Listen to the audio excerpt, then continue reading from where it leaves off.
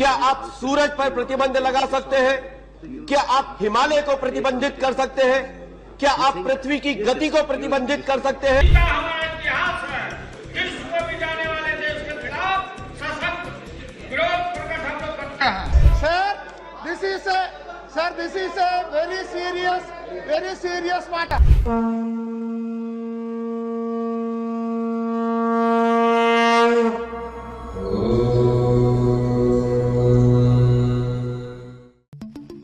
निर्विवाद रूप से सनातन धर्म ही दुनिया का इकलौता धर्म है जो अपने आप पर डिबेट्स करने की अनुमति देता है। जी हाँ, मैं सिर्फ प्रश्न की बात नहीं कर रहा हूँ, डिबेट्स तक की बात सनातन धर्म में ही की गई है, जिसको हम शास्त्रार्थ नाम से जानते हैं। प्राचीन काल में ही धर्म पर प्रश्न हुआ करते थे। भगवान श्री राम, भगवान श्री कृष्ण, वेद, गीता, इन सभी पर आप प्रश्न कर सकते हैं, शास्त्रार्थ कर सकते हैं। ये तो हमें प्राचीन काल में देखने को भी मिला है और आज भी देखने को मिल रहा है, लेकिन आज यह स्वरूप बदल गया है।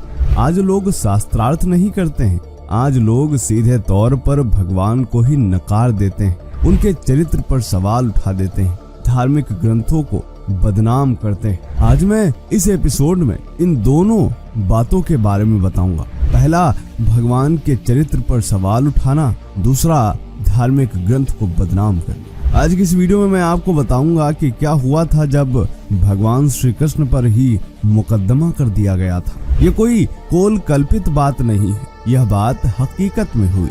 बाकायदा कोर्ट चली, वकील पेश हुए और निर्णय भी आया।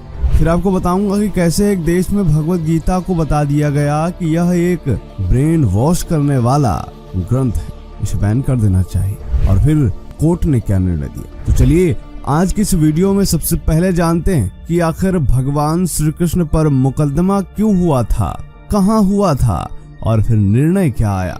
और इसके बाद यह जानेंगे कि आखिर कहां हुआ था भगवत गीता पर केस जब भारत की अदालत में गूंजा था भगवत गीता का मुद्दा।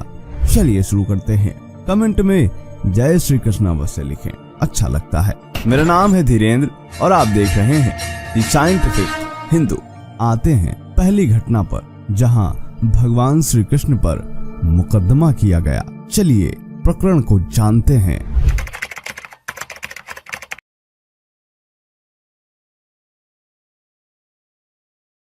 आप सब international society for Krishna consciousness के विषय में तो अच्छी तरह जानते होंगे। इसे शॉर्ट में इस्कॉन भी कहा जाता है। ये बात उन दिनों की है जब यूरोपीय देशों में इस्कॉन के जरिए हिंदू धर्म का प्रभाव काफी तेजी से फैल रहा था। उन दिनों अमेरिका, रूस, ऑस्ट्रेलिया सहित तमाम देशों में नागरिक रोजाना हजारों की तादाद में इस्कॉन संस्था से जुड़कर हिंदू धर्म अपना रहे थे। भगवत गीता के प्रचार प्रसार के कारण कृष्ण भक्तों की संख्या लगातार बढ़ती जा रही थी। विदेशी सड़कों पर मृदंग व हारमोनियम पर हरे कृष्ण नाम संकीर्तन में लोग स्वतः ही शामिल होकर नाचने लगते थे। तमाम लोग ईसाई धर्म छोड़ रहे थे।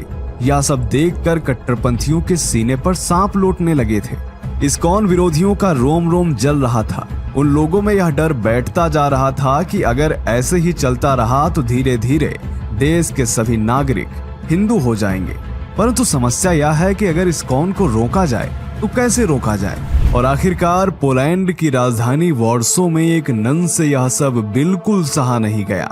अंत में उसने भगवान श्री कृष्ण पर आरोप लगाते हुए इस्कॉन पर केस फाइल कर दिया। मामला कोर्ट में पहुंचा और जैसा कि हर एक केस में होता है कि प्रतिवादी पक्ष को कोर्ट में हाजिर होने के लिए समन भेजे जाते हैं, वैसे ही इस्कॉन को सम्मन भेजे गए और निश्चित दिनांक को वादी तथा प्रतिवादी पक्ष कोर्ट में उपस्थित हुए। वादी पक्ष अर्थात नन ने अदालत से मांग करते हुए कहा कि पोलैंड में इस्कॉन को बैन कर दिया जाए, क्योंकि इस्कॉन के अनुयायी उस श्री कृष्ण का गुणगान करते हैं जिसका चरित्र ठीक नहीं था।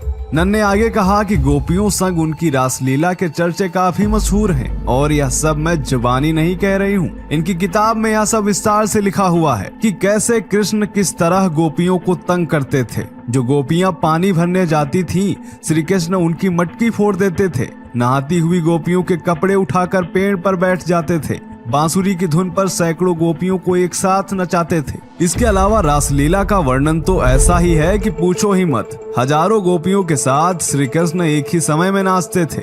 यही नहीं, श्री कृष्ण के बारे में यह भी कहा जाता है कि श्री कृष्ण ने 16,000 औरतों से शादी की थी। इसलिए अदालत से अनुरोध है कि पोलैंड में इस्कॉन को बैन कर दे, क्योंकि जिनका भगवान ही चरित्रहीन है उसके अनुयायी इस देश में बढ़ गए तो हर तरफ अराजकता फैल जाएगी, हर तरफ अश्लीलता ही नजर आएगी। नन का आरोप सुनने के बाद अदालत ने इस्कॉन को अपना पक्ष रखने को कहा। तब इस्कॉन के एक विद्वान ने अदालत से विनती करते हुए कहा कि मिलॉर्ड, मैं ज्यादा कुछ नहीं कह रहा, आप इन नन से उस शपथ को दोहराने के लिए कहें जो शपथ उन्होंने नन बनते समय ली थी।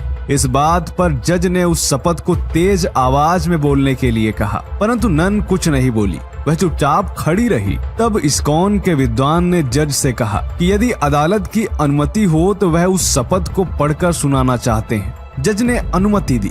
इसके बाद उस व्यक्ति ने सबके सामने जोर जोर से पढ़कर उस शपथ को सुनाया, जिसमें साफ साफ लिखा था कि नन बनने वाली हर एक स्त्री नन बनते समय यह शपथ लेती है कि जीसस क्राइस्ट ही उसके पति हैं और वह आजीवन उनकी पत्नी बनकर रहेगी। उसने आगे कहा कि मिलॉर्ड, इस तरह से देखा जाए तो पूरी दुनिया में 10 लाख से अधिक नन हैं जो कि जीसस क्राइस्ट की विवाहिता पत्नी हैं, और जहाँ तक कि श्री कृष्ण की 16,000 पत्नियों की बात है तो इसके विषय में इतिहास है कि भूमासुर नामक असुर ने अमर होने के लिए 16,000 कन्याओं को बलि हेतु बंदी बनाया हुआ था। भगवान श्री कृष्ण ने भूमासुर का वध करके उन सभी 16,000 कन्याओं को आजाद करवाया और समाज में उन कन्याओं का तिरस्कार न हो, इस कारण उन 16,000 कन्याओं ने भगवान श्री कृष्ण को अपने पति के रूप में स्वीकार कर लिया और भगवान श्री कृष्ण ने उनके सम्मान के लिए उनसे विवाह किया। भगवान श्री कृष्ण योगीश्वर हैं। उन्हें जब कामदेव ने ललकारा तब उन्होंने रास लीला की। गोपियों के वस्त्र चुराकर उन्होंने संदेश दिया कि किसी भी स्त्री को बिना कपड़ों के जल में नहीं नहाना चाहिए। ऐसे में अब आप स्वयं निर्णय कीजिए कि भगवान श्री कृष्ण और जीसस क्राइस्ट में किसका चरित्र ठीक नहीं है। इस बात को सुनते ही कोर्ट रूम तालियों से गूंज उठा और नन को कोई उत्तर नहीं सूझा। इसके बाद तुरंत जज ने इस्कॉन के खिलाफ केस को खारिज कर दिया और इसी के साथ पोलैंड के साथ साथ पूरी दुनिया में एक बार फिर से इस्कॉन का डंका बजा। कोई भी शख्स दोबारा ऐसी हिम्मत नहीं कर सका कि वह भगवान श्री कृष्ण के चरित्र पर सवाल उठा सके। और मित्रों, आज पोलैंड ही नहीं, विश्व के तमाम देशों में हजारों लाखों लोग इस्कॉन से जुड़ रहे हैं। यह सनातन धर्म है जो शाश्वत है। यह सृष्टि के आरंभ से है और प्रलय तक रहेगा। मित्रों, इस घटना पर आपका क्या सोचना है वह भी कमेंट करके बताएं। अब आते हैं दूसरी घटना पर, जब रूस में भगवत गीता को बैन करने की पूरी ताकत लगा दी गई और भारतीय संसद में भी इसको लेकर काफी हल्ला हुआ था। चलिए जानते हैं। ये आर्टिकल है दिसंबर 2011 के। ये वो समय था जब रूस में भगवत गीता पर प्रतिबंध की आशंका जताई जा रही थी। दरअसल पूरे रूस में आंदोलन चल रहे थे भगवत गीता के खिलाफ। ये बात की जा रही थी कि भगवत गीता को बैन कर दिया जाए। लेकिन आप सोच रहे होंगे कि आखिर भगवत गीता में ऐसा क्या था कि भगवत गीता को बैन करने की बात की जा रही थी। दरअसल सिर्फ भगवत गीता को बैन करने की बात नहीं की जा रही थी, बल्कि रूस की अदालत में भगवत गीता को बैन करने के लिए एक याचिका दायर कर दी गई थी, जिसे अदालत ने स्वीकार भी कर लिया था। Of Bhagavad Gita as it is into Russian, which thought to have been sparking racial and religious hate. यानी भगवत गीता पर एक तरह से मुकदमा भी दर्ज कर दिया गया था और इस याचिका में कहा गया था कि भगवत गीता एक उग्रवादी साहित्य है। इस मामले को साइबेरिया के तोमस्क शहर की अदालत में दायर किया गया था। इसमें यह कहा गया था कि इस्कॉन के संस्थापक एसी भक्ति वेदांत स्वामी प्रभुपाद द्वारा हिंदू ग्रंथ पर रचित Bhagavad Gita as it is को पूरी तरह से बैन कर दिया जाए। यह सामाजिक कलह फैलाने वाला साहित्य है। रूस की इस अदालत में याचिका में कहा गया कि कृष्ण शैतान थे और ईसाई धार्मिक मान्यताओं के अनुरूप नहीं थे। इस भगवत गीता के कारण तमाम रूसी ईसाई हिंदू बन रहे हैं और यह भगवत गीता इसको रूसी भाषा में ट्रांसलेट कर करके रूस में सामाजिक वैमनस्य बढ़ाया जा रहा है। जैसे ही भगवत गीता पर इस तरह की टिप्पणियां 17 दिसंबर 2011 को हुई और अब बात आती है 19 दिसंबर 2011 की, भारत में लोकसभा में शून्यकाल में यह मुद्दा उठता है और सभी दलों के सदस्यों ने रूस में हुए इस कृत्य पर भारी आक्रोश जताते हुए पूरे सदन में हल्ला काट दिया। जो कुछ भी गीता के संबंध में रूस में हुआ है, हम उसकी निंदा करते हैं और हम गीता का पूर्ण रूप से सम्मान करते हैं। गीता हमारा इतिहास है। विश्व को भी जाने वाले देश के खिलाफ सशक्त विरोध प्रकट हम लोग करते हैं। कई बार देखते हैं कि किसी टॉयलेट पर भारत के किसी देवी देवता का चित्र दिखाई पड़ता है, कहीं किसी अंडरवियर पर देखते हैं। ऐसा क्यों होता है बाबा? गीता पर प्रतिबंध के विरोध ने पूरे हिंदुस्तान की राजनीतिक पार्टियों और विचारधाराओं से ऊपर उठते हुए सभी राजनीतिक नेताओं को एकजुट कर दिया है। गीता ने भारत को एकजुट कर दिया है। लोकसभा में लालू जी, मुलायम जी, शरद यादव जी, जोशी जी, सब लोगों ने पार्टियों से परे उठते हुए इसका विरोध किया। भाजपा के मुरली मनोहर जोशी, आरजेडी के लालू प्रसाद यादव, सपा के मुलायम सिंह यादव, कांग्रेस और शिवसेना के चंद्रकांत खरे सहित लगभग सभी दलों के सदस्यों ने रूस में चलाई जा रही इस मुहिम पर सख्त आपत्ति जताई। सदस्यों द्वारा रोष प्रकट किए जाने के दौरान ये सभी लोग भारी गुस्से में थे। पूरे लोकसभा के द्वारा गीता के विरुद्ध रूस में चलाई जा रही मुहिम को दुष्टता भरी साजिश करार दिया गया और सरकार से तुरंत हस्तक्षेप की मांग की गई। सरकार को रूस सरकार से बात करनी चाहिए महोदय। गीता के बारे में महात्मा गांधी ने कहा कि गीता हमारी माता है। अल्बर्ट आइंस्टीन ने कहा, When I read the Bhagavad Gita and reflect about how God created the universe, everything else seems so superfluous। Gita के बारे में पूरे हिंदुस्तान के लोग और देश के लोग मजहब, जाति, प्रांत, भाषा, पंथ इससे ऊपर उठते हुए एक है। रूसी सरकार को भी लगा कि अब मामला मात्र एक पुस्तक तक सीमित नहीं रहा है, अब बात दो देशों के संबंधों के बीच की आ चुकी है, क्योंकि न सिर्फ भारत की संसद में इस पर बवाल हुआ था बल्कि पूरे देश में उबाल आ गया था। रशियन गवर्नमेंट मुर्दाबाद, रशियन गवर्नमेंट मुर्दाबाद, मुर्दाबाद। न सिर्फ भारत में बल्कि इंग्लैंड, ऑस्ट्रेलिया, कनाडा, अमेरिका, इन सभी देशों में रहने वाले हिंदू आंदोलन पर उतर आए थे। हिंदुओं और रूसी लोगों के बीच भी काफी वैमनस्य का माहौल हो गया था और भारत और रूस के संबंधों में भी काफी ज्यादा तनाव देखने को मिला था। और यह मामला जैसे ही बढ़ा, रूस की सरकार भी सख्ते में आ गई। रूस में गीता पर पाबंदी का जो विवाद है उसकी गूंज कल संसद में सुनाई दी थी और अब रूस ने गीता को लेकर उठे विवाद के लिए खेद जताया है। भारत में रूस के राजदूत अलेक्जेंडर एम कदाकिन ने कहा कि एक पवित्र ग्रंथ को लेकर कोर्ट में मुकदमा चलना सही नहीं है। रूस की सरकार भी यह सोचने पर विवश हो गई कि क्या वाकई इस मामले को बढ़ाना आवश्यक है। दरअसल रूस की सरकार पर कट्टर पादरियों का काफी ज्यादा प्रभाव है।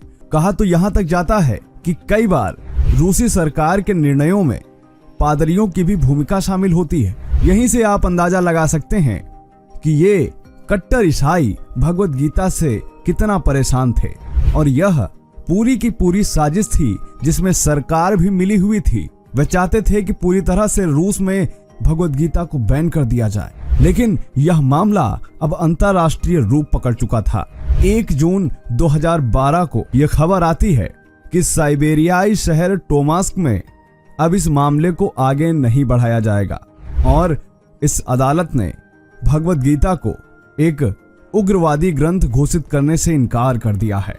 इसके बाद रूस की अलग अलग अदालतों में कई याचिकाएं भगवत गीता के खिलाफ दायर की गई, लेकिन उन याचिकाओं को खारिज कर दिया गया, न ही उन पर कोई सुनवाई हुई और इसके साथ ही इस संवेदनशील मामले पर पर्दा डाल दिया गया, जिसने दुनिया भर में हिंदुओं को आक्रोशित कर दिया था, जिसने पूरी दुनिया के अलग अलग कोने में रहने वाले हिंदुओं के खून में उबाल ला दिया था कि आखिर कैसे भगवत गीता को कोई बैन करने की बात कह सकता है। इसके बाद रूस में कभी भी भगवत गीता पर प्रश्न चिन्ह नहीं उठे। हालांकि कट्टर पादरी आज भी भगवत गीता से घृणा करते हैं, क्योंकि जो भी ईसाई इस भगवत गीता को पढ़ लेता है वह सनातन संस्कृति के प्रति आकर्षित होने लगता है कि आज रूस में लाखों की संख्या में ईसाई सनातनी बन चुके हैं। भगवत गीता को लेकर यह प्रकरण जो भी हुआ, रूस भी यह समझ गया कि भारत के हिंदू और भारत की पार्टियां भगवत गीता को लेकर बहुत ही संवेदनशील है, और यदि भगवत गीता पर इस तरह की साजिश हम रचेंगे तो भारत और भारत के हिंदू इस बात को बर्दाश्त नहीं करेंगे। और अंत में जैसे ही भगवत गीता पर इस प्रतिबंध की पोल खुल गई, पूरे रूस में एक बार फिर से भगवत गीता की जय जयकार होने लगी। इस्कॉन अनुयायी खुशी से झूम उठे और यह उन कट्टरवादियों के मुंह पर तमाचा था जिन्होंने भगवत गीता को बैन करने की मांग की थी। दोबारा इस तरह के मामले रूस में फिर से सामने नहीं आए और आज भगवत गीता न सिर्फ रूस में बल्कि दुनिया के कोने कोने में पढ़ी जा रही है। लोग इस ग्रंथ को सम्मान की दृष्टि से देखते हैं। न सिर्फ हिंदू, ईसाई, यहूदी, मुस्लिम सभी इस ग्रंथ से प्रेरणा लेते हैं। तो दोस्तों, आज हमने जो आपको जानकारी दी यह आपको कैसी लगी कमेंट जरूर करें। मिलते हैं आपसे अगले वीडियो में, तब तक के लिए जय हिंद, जय भारत, वंदे मातरम।